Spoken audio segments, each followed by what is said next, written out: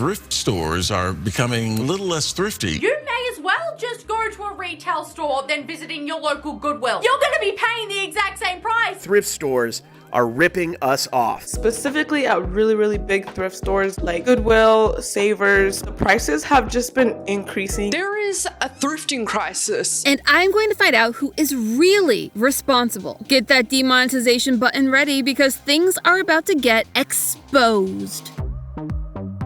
Hello, Internet. Welcome to Style Theory, the show that comes at the best price of all, free. Speaking of prices, it feels like nowadays everything is raising its prices. Even places meant to save you money, like the thrift store. Whether you're trying to be more environmentally friendly or you're just looking for that unique piece to complete your look, secondhand shopping has gotten pricey. From items being sold for the same price as their brand new counterparts, to some stores even charging more for secondhand versions, this thrifting price crisis is out of control. And I'm not the only one wondering what's going on. The thrifters have taken notice. Going thrifting is the exact same as going to the mall now. They're a lot more expensive now than what they used to be. Thrift stores are just another example of businesses that take advantage of their customers. There's even a whole subreddit dedicated to people sharing some of the most ridiculous prices they find at their local spots. Did you know you can buy some gently used rocks for the low price of $2? Talk about hitting rock bottom.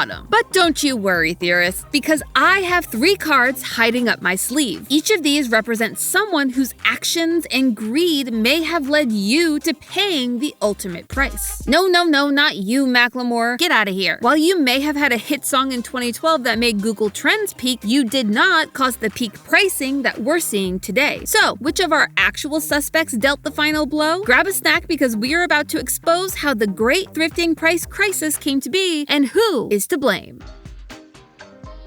When we talk about the wide world of secondhand shopping, we have to talk about the people who put it on the map. The digital map, that is. Yeah, this isn't the world of your grandma's secondhand shopping anymore. You don't gotta walk 15 miles to the store just to buy a used pair of Nikes. Old school sites like eBay paved the way for the rise of digital marketplace apps like Depop and Poshmark, where you'll find used items being sold at prices so high or equal to the brand new version. I mean, depending on the brand and the rarity of the item, you may even be paying more. How appropriate that this is a Pokémon dress, because with this kind of price gouging, I would have thought we were talking about Pokémon cards and not secondhand shopping. And you can all thank suspect number 1, the reseller. Now, a reseller isn't just someone looking to sell their old clothes to make a little extra money or clean out their closet on ThredUp. We are all for giving items a second life here on Style Theory. No, resellers are using secondhand items to build their own business. It's not about giving you the best price, it's about giving them the most profit. We'll call this the Nasty Gal effect. Nasty Gal, while now known more as a fast fashion type brand, started its life as the passion project of Sophia Amoruso, aka the original #girlboss. No, really, it's the title of her book. When she was 22, Amoruso started selling her thrift finds on eBay with a big vintage price tag. And it worked big time. According to Amoruso, she scaled her business to over $100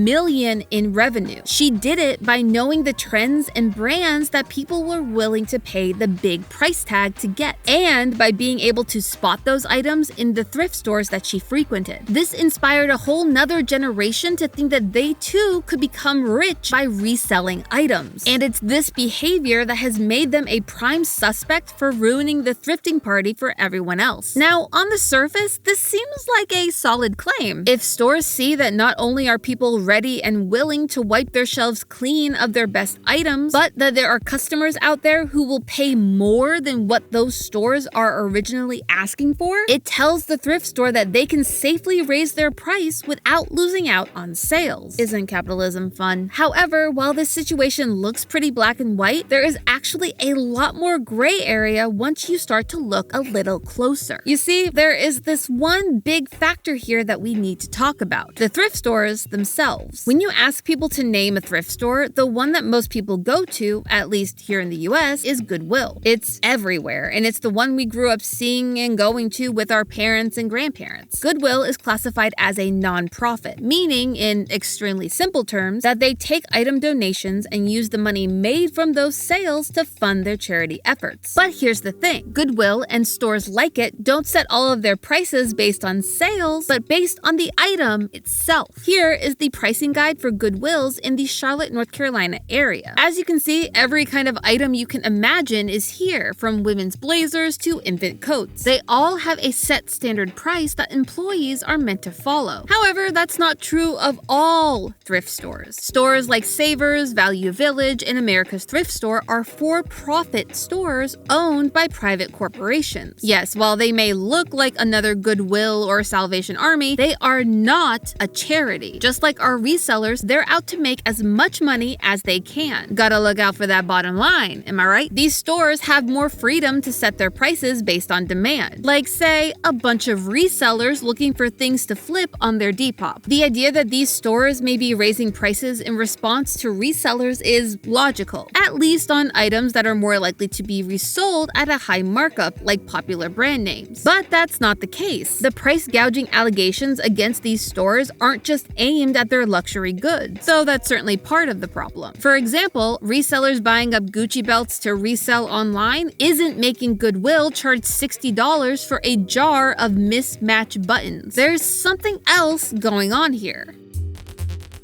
For those of you who aren't chronically online, well, one, good for you. Because of that, you may not realize that we are in a thrifting renaissance. Secondhand shopping is at an all-time peak in popularity. From 2021 to 2023 alone, the global secondhand apparel market grew from a minuscule $138 billion to $211 billion, which is huge. The secondhand market is growing 3 times faster on average than the regular apparel market. By 2027, experts estimate that the value will reach $351 billion in value. And who is responsible for this meteoric rise in secondhand shopping? Suspect number 2, Gen Z. I'm sorry, chat. I am really not trying to pick on Gen Z. It's just that the data doesn't lie. According to research done by ThredUp, 83% of Zoomers have shopped or are open to shopping for secondhand apparel. A third of Gen Z consumers say that they always shop at thrift stores. Still not sold? As of 2022, roughly 40% of a Zoomer's closet is made up of secondhand items. There are 3 main reasons why Gen Z is gravitating towards secondhand shopping. The first is sustainability. Nearly half of all Zoomers say that they refuse to buy from non-sustainable apparel brands and retailers. The second is the fun of hunting for items. Unlike our resellers, Gen Z is searching clothing racks to find that one unique item that speaks to them, that makes them stand out. 56% of Gen Z and millennials say they would forgo the latest trends in favor of a one-of-a-kind look. And the final reason Gen Z is interested in secondhand shopping? Cost. 30% of Gen Z consumers say that they shop secondhand for the explicit purpose of being able to afford higher-end brands, because theoretically, they don't want to be overspending when they could be saving. So is this Gen Z demand the reason your local thrift store is charging you an arm, leg, and torso for that used Yale sweater? Well, no. It turns out that while Zoomers may love secondhand shopping, they are not invading your local brick-and-mortar stores. To understand what I mean, we need to clarify a few terms. The term thrift store is used as a catch-all for secondhand retailers, but not every secondhand store is a thrift store. A thrift store acquires most of their inventory via donations, either directly or by working with charitable partners. This is your Goodwill and Salvation Army. On the flip side, you have resale stores, which primarily get their inventory directly from consumers. Sites like Poshmark and Depop fall into this category, as users can sell their used goods directly to the customer. Antique and vintage stores will also usually fall under this label, though some may fall into our final category, the consignment store. Consignment stores will sell your items for you and take a cut of the profit. 2 of the most well-known examples of this are ThredUp and The RealReal. When you take a closer look at most of Gen Z's shopping habits, it turns out that they aren't thrifters at all. They are shopping online and shopping from resellers. In fact, if you break down the secondhand market even further, you can see that online resale stores have grown exponentially, while brick-and-mortar thrift stores have only seen moderate growth. While the secondhand market has doubled over the past couple years here in the US, the vast majority of that growth has been in the resale side, not the traditional thrift stores. So, while we can prove that Zoomers are a huge reason the secondhand market has grown so fast in the past 5 years or so, and that their buying habits have contributed to the growth of online resellers, it can't be proven that they're the sole reason that prices have increased, which leads us to our final suspect. When it comes to who benefits most from customers paying more, the answer is always going to be the thrift store itself, aka suspect number 3. They are the people with all the power. They set the prices. Yes, even stores like Goodwill, who, as we mentioned earlier, have guidelines for how to price items, still find loopholes that let them circumvent those guidelines. Not only do these stores price their items relative to their local economy, meaning that prices in rich areas like Beverly Hills, California, will be higher than a small town in North Carolina, but Goodwill has explicitly said that they price their donations, and I quote, at a fair market value based on the brand and condition of the item. This means that if a Coach handbag comes in, Goodwill can price it competitively as a luxury item despite their guidelines telling them to charge $5.99 for a woman's handbag. And when you remember that to qualify as an actual thrift store, the majority of their inventory must come from donations, aka for free, it can make that competitive pricing feel a little shady. But while we all tend to think of stores like Goodwill and the Salvation Army as places to shop for deals, they actually never promised us cheap prices. It all comes down to the way these charities actually work. Let's say I asked what charitable work you think a company like Goodwill actually does. You'd probably assume it has something to do with providing a place for people to buy affordable clothing. But that actually couldn't be further from the truth. If you look at their mission statement, you'll find no mention of clothes or selling them cheaply. That's because while the front-facing side of the business is about the buying and selling of secondhand goods, that's just a means to an end to fund their charitable work. So does that mean that higher prices mean more money for charity? It's a little more complicated than that. When you donate your items to a nonprofit like Goodwill, they turn around and sell those items for money. That means funneling that money back into their local community to help people find jobs, get special certifications, or finish getting high school and college degrees. About 87 cents of every dollar is directly funneled into that charitable work. This is well above the 65% threshold that the Better Business Bureau says should be the bare minimum for a charity. However, that's not to say that there aren't instances of these organizations misusing their funds. A 2014 investigation uncovered some shady things going on at a North Carolina branch of Goodwill. They found that $4,000 in scholarships were given to the children of the 4 VPs of this particular Goodwill branch, and that multiple board members had ties to businesses that profited from working with Goodwill. While none of these actions were technically illegal, and all of it was disclosed in its filing with the IRS, it does mean that just because thrift stores are meant to be charitable doesn't mean they're always acting in the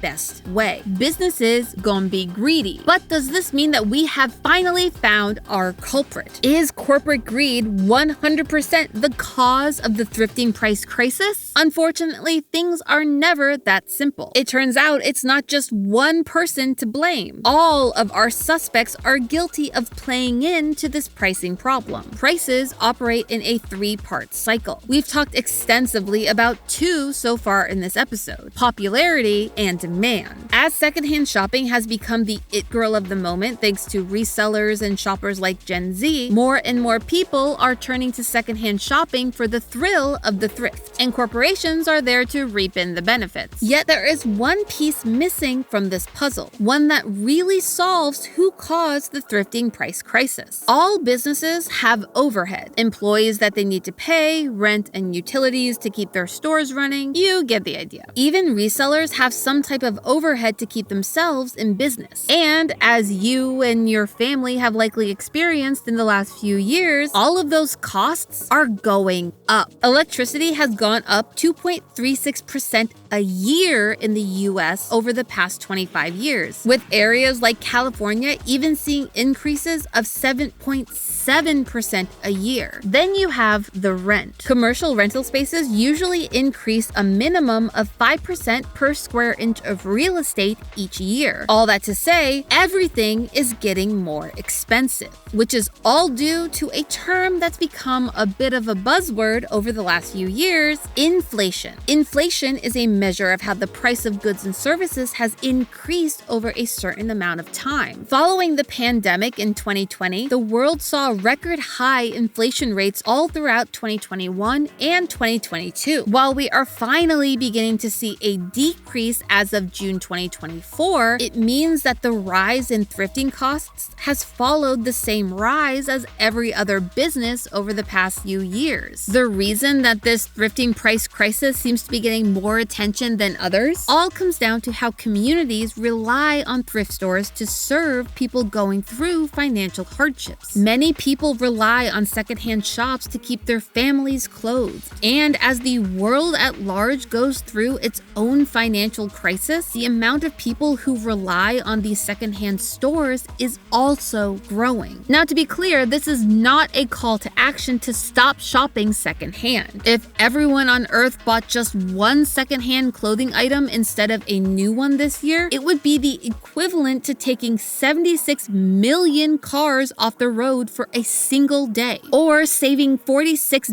billion days worth of clean drinking water. Instead, this is a call to start shopping more thoughtfully. Overconsumption and fashion waste from clothing is still at an all-time high, and buying secondhand doesn't mean you are not contributing to that problem, especially when you're buying clothes that you don't need. But there is a silver lining that can help if you are looking to live more sustainably and wear unique, one-of-a-kind items. And it is something you can do with the clothes you have in your closet right now. Upcycling and learning to turn your clothes into something new is a movement that's been slowly gaining momentum over the last couple years. This process helps eliminate not just environmental waste, but lowers the demand on the thrift stores themselves, which in turn will force thrift stores to have to suck it up and lower their prices, benefiting everyone, including those that need it the most. But hey, that's just a theory, a style theory. Keep looking sharp.